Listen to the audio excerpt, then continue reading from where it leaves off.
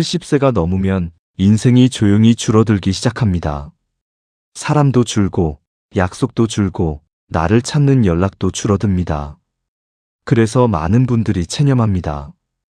이제 재미있는 일은 다 끝났지. 그런데 정말 그럴까요? 여러분, 완전히 속으신 겁니다. 똑같이 70을 넘었는데 오히려 그때부터 눈빛이 더 살아나고 삶이 다시 재미있어지는 사람들이 있습니다. 돈 때문이 아니었습니다. 건강 때문도 아니었습니다. 그분들이 끝까지 포기하지 않은 단 7가지 습관 때문이었습니다. 오늘 이야기는 위로가 아닙니다. 혹시 요즘 아침에 눈을 뜨는 게 예전만큼 기대되지 않으신다면 이 이야기는 남의 이야기가 아닐 겁니다. 오프닝 아침에 눈을 뜨는 순간 제일 먼저 드는 생각이 무엇입니까? 설레십니까? 오늘은 뭐가 있을까 하고 기대가 되십니까? 아니면 그냥 또 하루가 시작됐구나. 그 생각이 먼저 드십니까? 천장을 바라봅니다. 아무것도 없습니다. 오늘 해야 할 일도, 오늘 만날 사람도, 오늘 갈 곳도 그냥 없습니다. 그래도 일어납니다. 밥을 챙깁니다. 설거지를 합니다. 청소를 합니다. 빨래를 합니다. 그게 하루입니다. 텔레비전을 켭니다. 재미가 없습니다. 밖에 나가봅니다. 갈 곳이 없습니다. 다시 들어와서 앉습니다. 배우자와는 한 지붕 아래 살지만 오늘도 말이 없습니다. 밥 먹어요. 약 드세요. 잘 자요. 이것이 하루의 전부입니다. 자식들 생각이 납니다. 전화하고 싶습니다. 그런데 손이 안 갑니다. 바쁠 텐데. 귀찮아하면 어쩌나. 또 걱정시키면 안 되는데. 그렇게 핸드폰을 내려놓습니다. 친구들은 어떻게 됐을까요? 하나둘 연락이 뜸해졌습니다. 몸이 아프다는 소식, 이사를 갔다는 소식, 만나자고 하기도 뭔가 조심스러워진 지 오래입니다. 그렇게 오늘도 하루가 지나갑니다. 별일 없이, 별것 없이. 혹시 지금 이 말이 낯설지 않으십니까? 내 얘기인 것 같으십니까? 그렇다면 오늘 이 자리에 오신 것이 잘 오신 겁니다. 이것이 나이 드는 거라고 체념하셨습니까? 누구나 다 이렇게 사는 거라고 생각하셨습니까? 아닙니다. 지금 이 순간에도 70이 넘고 80이 넘은 분들이 인생에서 가장 밝은 시간을 보내고 계십니다. 돈이 갑자기 생긴 것도 아닙니다. 건강이 갑자기 좋아진 것도 아닙니다. 자식이 갑자기 효자가 된 것도 아닙니다. 단 7가지. 그것만 달라졌을 뿐입니다. 오늘 그 이야기를 해드리겠습니다. 끝까지 함께 해주십시오. 오늘이 여러분 인생 후반전이 진짜 첫날이 될 수 있습니다. 한 분을 소개해드리겠습니다. 이름은 오창복 할아버지. 경남 창원 작은 동네에 사시는 76살 어르신입니다. 평생 조선소에서 일하셨습니다. 손바닥에 굳은 살이 박이도록 일하셨습니다. 말 한마디 아끼며 사셨고 감정을 드러내는 법을 배우신 적이 없었습니다. 강하게 사는 것, 그것이 미덕인 줄 아셨습니다. 그런데 65에 퇴직을 하고 나서 삶이 흔들리기 시작했습니다. 퇴직 후 첫 평일 아침, 자명종이 울리지 않았습니다. 갈 곳이 없었으니까요. 누워서 천장을 바라봤습니다. 아직 7시도 안 됐는데 오늘 하루를 어떻게 보내야 할지 모르겠다는 생각이 드셨습니다. 그 느낌, 무섭지는 않았습니다. 그냥 텅 빈 느낌이었습니다.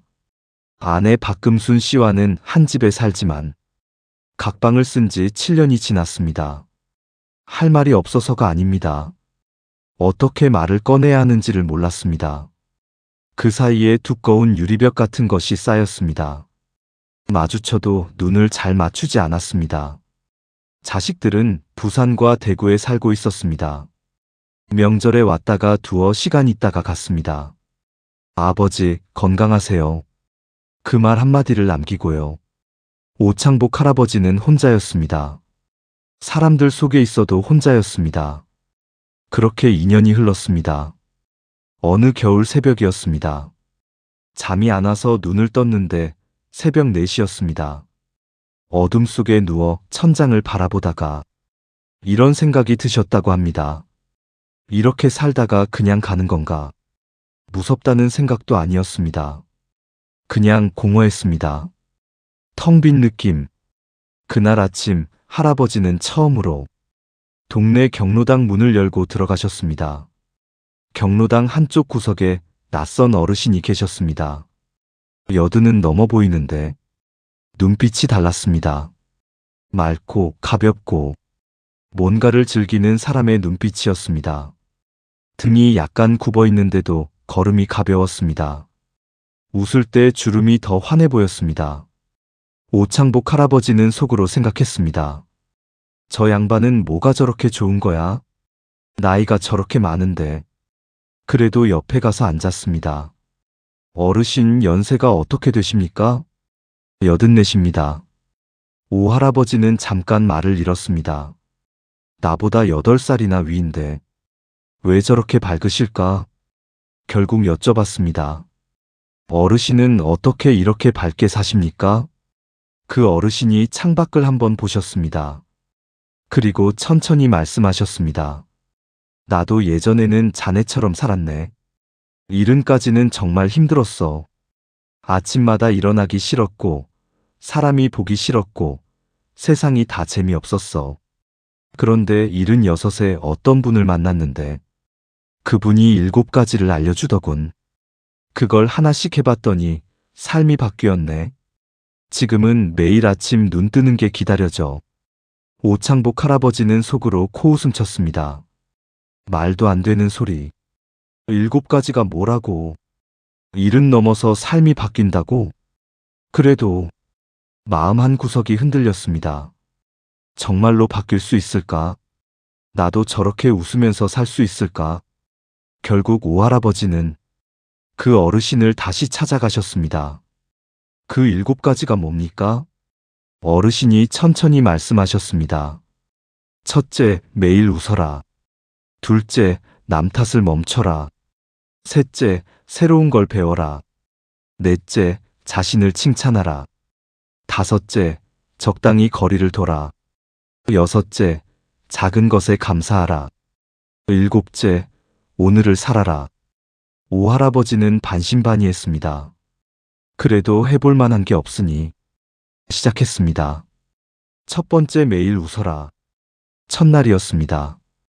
오할아버지는 욕실 거울 앞에 섰습니다. 억지로 입꼬리를 올렸습니다. 표정이 너무 이상했습니다. 본인도 그 얼굴이 우스웠습니다. 그래서 그냥 웃음이 나왔습니다. 딱 그 순간이었습니다. 뭔가 조금 달랐습니다. 심리학자들은 오래전부터 이걸 알고 있었습니다.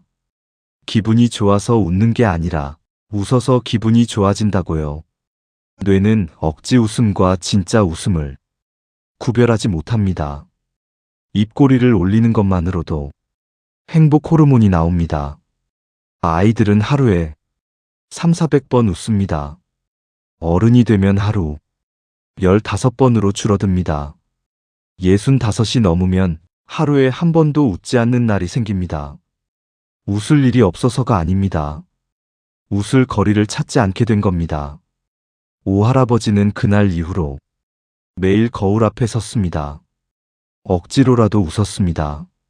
3일째 되는 날, 아침에 일어나는 게 전날보다 조금 덜 싫었습니다. 딱 그만큼이었지만 그 조금이 달랐습니다. 지금 이 순간 잠깐 입꼬리를 올려보시겠습니까? 아무도 안 봅니다. 괜찮습니다. 두 번째, 남 탓을 멈춰라. 이 얘기는 듣기에 따라 억울할 수 있습니다. 내가 뭘 잘못했다고. 평생 이렇게 살았는데 내가 나쁜 건가고. 그 마음 충분히 압니다. 오늘 드리고 싶은 말씀은 잘못을 따지자는 게 아닙니다. 심리학에서 오래 연구된 사실이 있습니다. 우리가 스트레스를 받는 가장 큰 이유는 현실 자체가 아니라 현실과 기대의 격차 때문입니다. 자식이 속을 썩인다고 할 때 그 속상함의 뿌리는 어디에 있을까요? 자식이 이렇게 해줬으면 하는 기대에 있습니다. 배우자가 답답한 건 저 사람이 변했으면 하는 기대를 아직 버리지 못해서입니다. 그 기대를 내려놓는 순간 이상한 일이 벌어집니다. 상대방이 오히려 편안해집니다. 사람은 있는 그대로 받아들여진다고 느낄 때 가장 열립니다. 마음이 열리면 자연스럽게 다가오기 시작합니다. 오할아버지도 처음엔 못했습니다. 평생 쌓인 게 있는데 어떻게 그냥 놔버리냐고. 그래서 작은 것부터 시작했습니다. 화가 나거나 속상할 때 마음속으로 3번만 했습니다. 그럴 수도 있지. 그럴 수도 있지. 그럴 수도 있지. 신기하게도 3번째쯤 되면 숨이 조금 내려갑니다. 자식 때문에 속상하신가요? 그래, 그럴 수도 있지. 자식이 부모 뜻대로 되면 그게 이상한 거지. 배우자 때문에 답답하신가요? 그럴 수도 있지. 나도 저 사람 말 다 듣지는 않잖아. 받아들임이란 져주는 게 아닙니다. 내가 바꿀 수 없는 일이라고 인정하는 겁니다. 그러면 그 에너지를 나 자신을 위해 쓸 수 있습니다. 3번째, 새로운 걸 배워라. 뇌과학자들이 수십 년 연구해서 나온 결론이 있습니다. 새로운 것을 배우는 사람은 80이 넘어도 뇌가 살아 있습니다. 배움이 치매 예방에 가장 효과적인 방법이라고 합니다. 약보다 낫다고요. 그런데 우리는 이런 말을 합니다. 이 나이에 배워서 어디다 쓰나. 이 생각이 가장 위험합니다. 나이 때문에 늙는 게 아닙니다. 배움을 멈췄기 때문에 늙는 겁니다. 충남 홍성에 사시는 이점순 할머니, 올해 68이십니다. 30년 넘게 공장에서 일하셨습니다. 허리가 안 좋아서 일을 그만두고 집에만 계셨는데 1년이 지나자 허전함이 너무 컸습니다. 어느 날 복지관 게시판에서 안내문을 보셨습니다. 수채화 교실 초급반 모집. 손재주가 있는 분이 아니셨습니다. 그냥 그림을 한번 그려보고 싶다는 생각은 늘 있었다고 하셨습니다. 첫날은 붓을 어떻게 잡아야 하는지도 몰랐습니다. 손이 떨렸습니다. 옆에 앉은 할머니 그림이 훨씬 잘 됐습니다. 그래도 다음 주에 또 갔습니다. 그 다음 주에도 또 갔습니다. 3개월쯤 됐을 때 이상한 일이 생겼습니다. 길을 걷다가 담장 위 꽃을 보는데 저 꽃을 어떤 색으로 표현할까? 그 생각이 드는 겁니다. 세상이 다르게 보이기 시작한 겁니다. 5개월째 되던 봄, 이점순 할머니는 복지관 전시회에 작품을 출품하셨습니다. 입선은 못하셨습니다. 그런데 자신의 그림이 벽에 걸려있는 걸 보는 순간 눈물이 났다고 하셨습니다. 말로 설명이 안 되는 감정이었다고요. 내가 이걸 했다는 게 믿기지 않았다고요. 언제부터 배움을 멈추셨습니까? 한번 해보고 싶었는데 그냥 넘겨버린 게 있지 않으십니까? 4번째, 자신을 칭찬하라. 심리학자들이 70대 이상 어르신 300명에게 물었습니다. 당신의 가치는 얼마입니까? 70% 이상이 이렇게 답했습니다. 이제 다 늙어서 뭐가 있겠어요? 쓸모없죠. 평생 가족을 지키고, 일터를 지키고, 세금을 내고, 이웃을 도우며 사신 분들이 정작 자신의 가치를 모른다고 말합니다. 이보다 슬픈 일이 있을까요? 뇌과학자들은 말합니다. 자기 자신을 칭찬할 때 뇌에서 도파민이 나온다고요. 남에게 칭찬받을 때와 똑같은 행복 호르몬입니다. 문제는 우리는 스스로를 깎아내리는 말을 입버릇처럼 달고 삽니다. 내 팔자가 원래 그렇지. 내 나이에 뭘. 이제 다 됐어. 이 말들이 스스로에게 거는 저주라는 걸 아십니까? 뇌는 우리가 스스로에게 하는 말을 그대로 믿습니다. 매일 나는 쓸모없어 하면 뇌는 그것을 사실로 받아들입니다. 그러면 정말로 쓸모없는 사람처럼 행동하게 됩니다. 거꾸로도 마찬가지입니다. 경기도 화성에 사시는 송미경 선생님, 올해 83살이십니다. 초등학교 교사 출신이신데 은퇴 후에 한동안 자신이 아무것도 아닌 것 같다는 생각에 힘드셨다고 합니다. 그분이 시작한 게 하나 있습니다. 매일 아침 거울 앞에 서서 세 마디를 합니다. 나는 소중하다. 나는 건강하다. 오늘은 좋은 일이 생긴다. 처음엔 너무 어색했다고 합니다. 혼자 뭐 하는 건가 싶었다고요. 그런데 3주쯤 지났을 때 아침에 일어나는 게 조금 달라졌습니다. 사람 만나는 게 덜 귀찮았습니다. 지금 송 선생님은 동네 어르신들에게 책 읽어드리는 봉사를 하고 계십니다. 오늘 하루 자신에게 한 번만 말해 보십시오. 나는 잘 살았다. 부끄럽지 않습니다. 당연한 말입니다. 5번째, 적당히 거리를 둬라. 결혼 50년 이상 된 부부 100쌍을 인터뷰한 연구가 있습니다. 행복한 부부들의 비결이 뭐였을까요? 많이 대화하는 것이 아니었습니다. 자주 붙어 있는 것도 아니었습니다. 서로의 공간을 인정하는 것이었습니다. 적당히 거리를 둔다는 게 차갑게 대하라는 말이 아닙니다. 말을 줄이라는 것도 아닙니다. 잔소리 대신 그냥 곁에 있어주는 겁니다. 억지로 대화를 만들지 않아도 됩니다. 나란히 소파에 앉아서 각자 텔레비전을 보는 것, 같이 밥을 먹으면서 굳이 말이 없어도 불편하지 않은 것, 그것도 함께입니다. 오래 산 부부일수록 압니다. 말이 많아야 가까운 게 아니라는 걸. 그냥 옆에 있어주는 것. 그게 제일 깊은 사랑이라는 걸. 그리고 공감하는 법을 배우십시오. 이게 생각보다 훨씬 중요합니다. 오창복 할아버지는 이 5번째가 가장 어려웠다고 하셨습니다. 아내를 놔두는 것보다 아내에게 공감하는 법이 더 어려웠습니다. 어느 날 저녁이었습니다. 아내 박금순 씨가 부엌에서 혼자 설거지를 하다가 한마디 했습니다. 나 요즘 무릎이 너무 아파. 예전에 오할아버지라면 이렇게 했을 겁니다. 병원 가봤어? 아니면 아무 말도 안 하든지요. 그날은 달리 해봤습니다. 설거지하는 아내의 등을 보며 가만히 말했습니다. 무릎이 많이 아프구나. 그게 전부였습니다. 그런데 아내가 설거지를 멈추더니 돌아봤습니다. 뭔가를 더 말하고 싶은 표정으로. 공감은 해결이 아닙니다. 그냥 들어주는 겁니다. 그냥 네가 힘들구나 하는 겁니다. 그 한마디가 두꺼운 유리벽에 금을 냅니다. 그렇게 하나씩 하다 보니 3개월이 지났습니다. 어느 저녁이었습니다. 밥을 다 먹고 나서 아내 박금순 씨가 조용히 말씀하셨습니다. 오늘 같이 산책 좀 할까요? 오할아버지는 잠깐 멍했습니다. 몇 년 만에 처음 듣는 말이었습니다.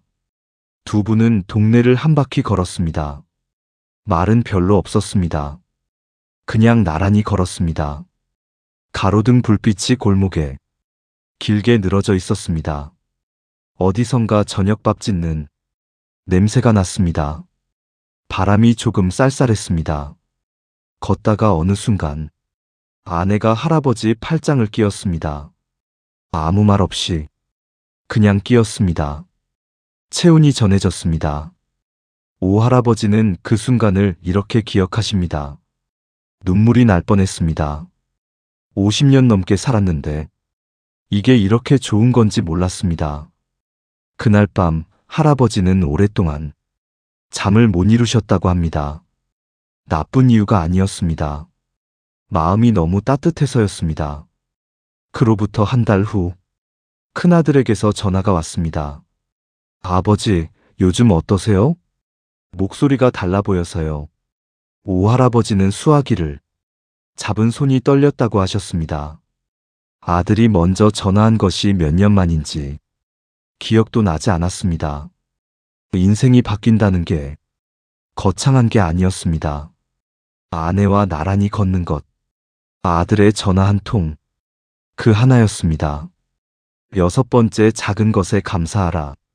심리학 연구에서 감사일기를 한 달만 써도 행복도가 25% 올라간다는 결과가 나왔습니다. 그런데 감사가 어렵게 느껴지는 건 너무 큰 것을 찾기 때문입니다. 감사는 거창하지 않아도 됩니다. 오늘 날씨가 좋았다. 밥이 맛있었다. 다리가 아프지 않았다. 이런 것들입니다. 오창복 할아버지 이야기로 다시 돌아가겠습니다. 할아버지는 어느 날부터 자기 전에 3가지를 떠올리기 시작했습니다. 오늘 아내가 국을 끓여줬다. 오늘 날씨가 따뜻했다. 오늘 허리가 그럭저럭 괜찮았다. 처음엔 억지로 찾았습니다. 그런데 한 달쯤 지나니 자연스럽게 찾아지기 시작했습니다. 그리고 신기한 일이 생겼습니다. 아내가 달라 보이기 시작했습니다. 아내가 바뀐 게 아닙니다. 내가 보는 방식이 바뀐 겁니다. 감사는 세상을 바꾸는 게 아닙니다. 세상을 보는 눈을 바꿉니다. 오늘 자기 전에 딱 3가지만 떠올려 보십시오. 오늘 고마웠던 것 3가지. 작아도 됩니다. 아주 작아도 괜찮습니다. 7번째 오늘을 살아라. 과거는 이미 지나갔습니다. 미래는 아직 오지 않았습니다. 우리에게 주어진 건 오늘뿐입니다. 그런데 많은 분들이 어제 일로 후회하고 내일 일로 걱정하느라 정작 오늘을 흘려보냅니다. 50년 전에 그 선택을 안 했더라면, 그때 그 사람한테 그 말을 안 했더라면, 그 후에 저도 압니다. 그런데 어떻게 해도 어제는 바뀌지 않습니다. 내일 걱정도 마찬가지입니다. 몸이 더 안 좋아지면 어쩌나, 혼자 남겨지면 어쩌나, 걱정이 미래를 바꾸지는 않습니다. 오늘을 갉아먹을 뿐입니다. 장자는 말했습니다. 과거는 이미 사라졌으니 잡을 수 없고 미래는 아직 오지 않았으니 기다릴 수 없다. 오직 현재만이 우리가 사는 시간이다. 오늘, 이 하루가 인생입니다. 오늘 뭘 드셨습니까? 오늘 하늘을 보셨습니까? 오늘 누군가의 목소리를 들었습니까? 그것들이 삶입니다. 그것들이 모여 인생이 됩니다. 마무리 위로 오늘 하나 행동. 오창복 할아버지가 1년이 지난 뒤에 이런 말씀을 하셨습니다. 예전에는 아침에 눈을 뜨면 제일 먼저 드는 생각이 오늘도 별것 없겠구나 였습니다. 그런데 요즘은 오늘은 뭐가 있을까가 먼저 떠오릅니다. 세상이 바뀐 게 아닙니다. 내가 바뀐 겁니다. 그 말을 들으면서 저는 이런 생각이 들었습니다. 이분이 처음 경로당 문을 열었던 그 겨울 아침, 이렇게 살다가 그냥 가는 건가 하고 어둠 속 천장을 바라보던 그 새벽, 그 순간이 없었다면 지금의 할아버지도 없었겠다는 것. 때로는 가장 힘든 순간이 시작의 문이 됩니다. 지금 이 자리에서 제가 드리고 싶은 말씀은 딱 하나입니다. 오늘 딱 하나만 해보십시오. 거울 앞에 서서 입꼬리를 올리는 것. 그것 하나면 됩니다. 7가지를 한꺼번에 다 하지 않아도 됩니다. 오늘은 하나만, 내일은 하나 더. 그렇게 하다 보면 어느 날 아침 눈을 떴을 때 기분이 조금 달라져 있을 겁니다. 저는 오늘 이 자리에서 가르치려는 게 아닙니다. 여러분과 같은 길을 걷고 있습니다. 나이 드는 게 쉽지 않다는 것, 외로움이 얼마나 무거운지, 하루가 얼마나 길 수 있는지 저도 압니다. 그래서 말씀드리고 싶었습니다. 그 무게를 혼자 지지 않아도 됩니다. 아직 늦지 않았습니다. 65세든 75세든 85세든 오늘이 새로운 시작이 될 수 있습니다. 경로당 문을 처음 열었던 오창복 할아버지처럼 오늘 하루도 수고 많으셨습니다. 지금, 오늘 딱 하나만 해보십시오. 거울 앞에 서서 입꼬리를 한 번만 올려보십시오. 그게 시작입니다. 오늘 아침 눈을 떴을 때 어떠셨습니까? 내일 아침은 조금 달랐으면 좋겠습니다. 혹시 내일 눈을 뜨는 순간 오늘 이야기가 한 줄이라도 떠오른다면 그걸로 충분합니다. 함께 해주셔서 고맙습니다. 정의든의 지혜 산책이었습니다.